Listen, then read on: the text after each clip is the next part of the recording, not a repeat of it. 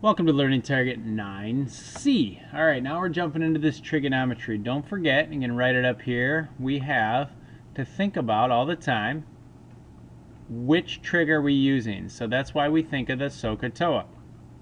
Sohcahtoa just tells us whether we're using sine, cosine, or tangent. And then we set up our ratio and away we go. Now obviously, one of the things here is to try to make sure we're setting up the problems correctly, okay? So there's two things going on. Am I setting the problems up correctly? And the other thing would be, am I actually solving using trigonometry correctly? And we'll talk about both. So a wooden beam 24 feet long leans against a wall. Boom, I got a wall, and I got a wooden beam leaning against that wall. So no matter what we're talking about, I don't even have to read on. I've done enough of these. I know there's going to be a right triangle talking here. So since the wooden beam is 24 feet long, I already know that the hypotenuse of this right triangle is 24. Leans against the wall and makes an angle of 71 degrees with the ground. Well, don't forget, this is the wall. So the ground is here. We're not talking about the 90-degree angle here. We're not talking about up there. 71 degrees with the ground. So that's actually the same as saying the angle of elevation, 71 degrees. How high up the wall does the beam reach? So that's going to be x here. So here we go. Now that we actually know that we have a 71 degree angle, we know the beam's 24, and this is what we're looking for, we have enough information to figure out whether it's sine, cosine, or tangent. Two ways to think about it here. Okay, first thing, if you're really comfy with what's opposite, adjacent, and hypotenuse, you can just look here and be like, oh, opposite 71 is what I'm looking for, and hypotenuse is what I have. So I look to my list, oh, that's going to be the sine because I have opposite and hypotenuse. Other people might be like, all right, well, I don't even have anything to do with the adjacent leg. So if I don't have it, I can't be cosine, it can't be tangent. However you think about it, doesn't matter to me as long as it leads you to sine. Okay?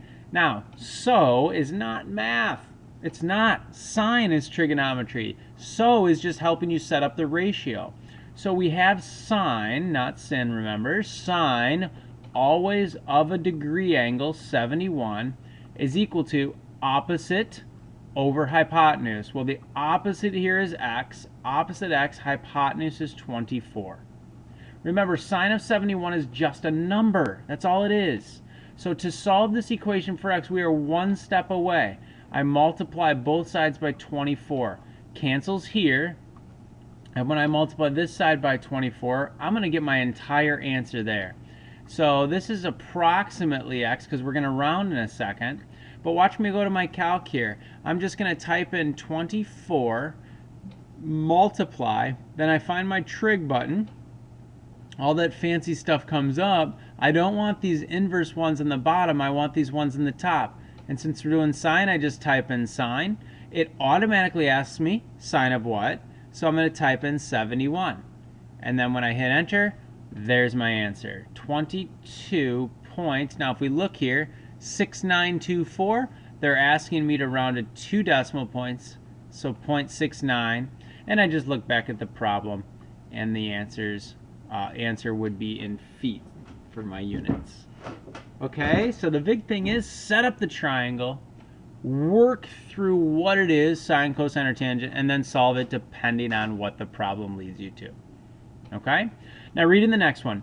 The top of a ladder leaning against a building.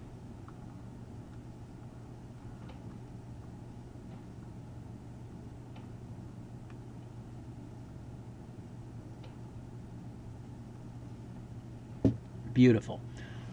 Reaches a point on the building which is 29 feet above the ground. So here's the ladder. This is going to be great. Ooh, be a tough ladder to climb. But what we have here is basically 29 right here, because it says 29 feet above the ground is where the top of the ladder hits. If the base of the ladder is 7 feet from the building, here's the base of the ladder. So this is 7 feet. So if you're setting up this right triangle, you're seeing exactly what we have so far.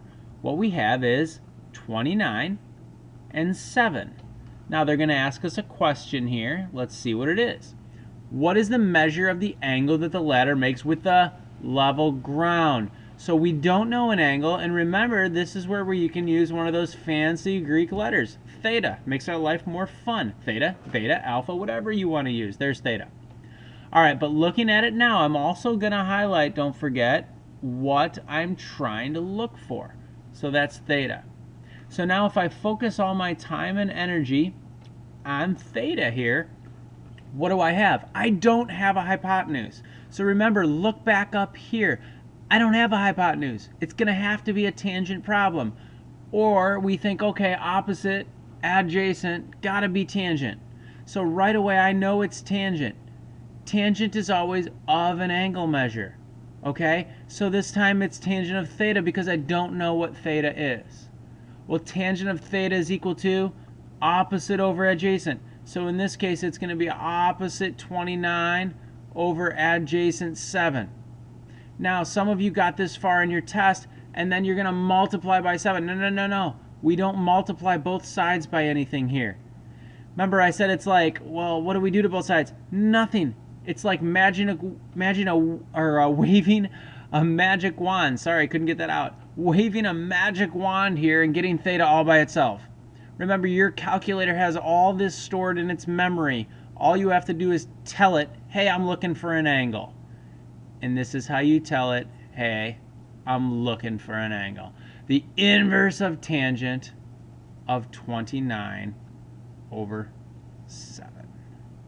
So when I go to my calculator here, trig, tangent inverse, see that? It pops right up, tangent inverse. And that's where we type in 29 divided by 7, enter. And it comes out to, go to 2 decimals again, theta is approximately 76.43 when we round there, degrees. Now I just want to show you something real quick. Let's say we weren't thinking and we just did tangent and not tangent inverse. Okay, so all right, let's just try that. It's a totally different answer, and it's a wrong answer because you're asking the calculator to do something totally different, okay? So the inverse is what we use when we're looking for angle measures. Okay, I hope that helps. All right, let's look at number 11.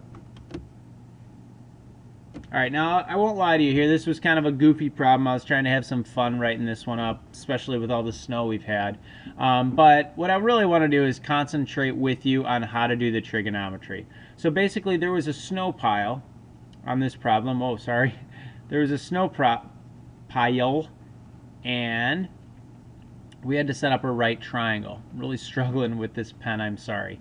But if we look at this, it said here, you proceed to mark an X on the ground 15 feet from the base of the snow pile center.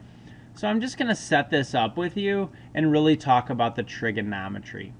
When you climb the pile, estimate the angle of depression. We'll talk about that in a second. All right, there's one more piece of information. We need to be able to find out the height of the snow pile.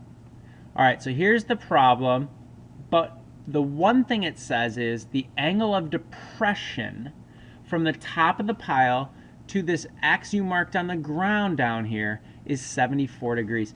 I'm going to get a different color for this to show you. The angle of depression is from the top as if you were to look straight out here and then straight down here. That's the angle of depression, and that's 74 degrees.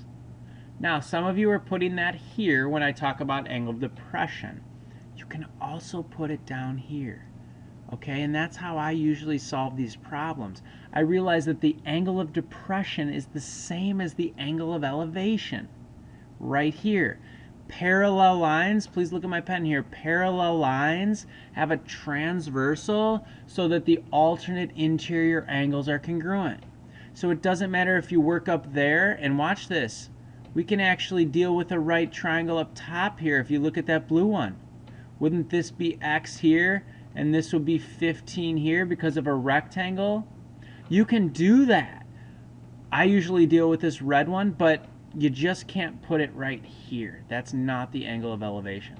Okay, and some of you actually did this one on your test correct, trigonometry-wise, but you got the wrong angle. All right, so let's go back to our trusty highlighter here. Let's go green. We have this is what we're looking for, this is what we're given, and this is what we're given.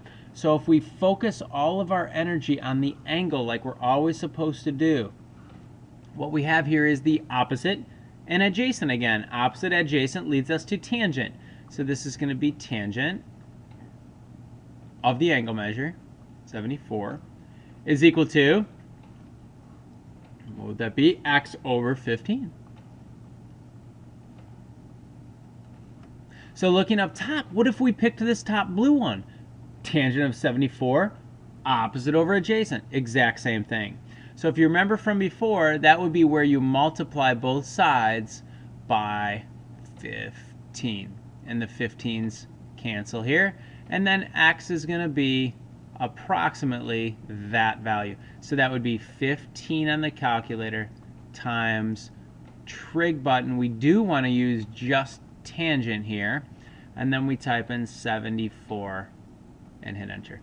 And now we're going to get a 52.3112, so 31, and it looks like feet here. So that's a big snow pile. Okay, this problem is totally done. Be careful here, don't get confused. I want to show you something. In red here, let's pretend over here, just pretend that this problem actually said this. So if we did the tangent of 74 and we had 15 over x.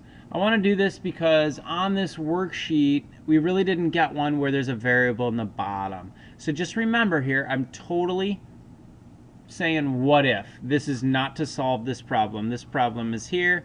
We are done. We are smiling. And now we're thinking about something different. All right, so if it said this, if the triangle was different, this would be the case where you'd have to actually multiply both sides here by x. The x's would cancel, and you would have x times the tangent of 74, which is equal to 15. And remember, tangent of 74 is just a number. So I'm going to divide both sides by tangent of, running out of room here, 74. So here we go. If I just put that on my calculator and watch me do this, 15, and I just hit divided by trig tangent 74, enter. You can see, look right up here, see this? That's what it came out to. It would have been 4.3. So if that was the problem, it would have been 4.3. We've now basically hit every type of trig in these scenarios. Yes, there's differences. We used tangent twice in sine. We didn't happen to use cosine. You just have to look at how the triangle is set up. Okay, I really hope this helped. If you're still struggling, see me and I'd be glad to help you.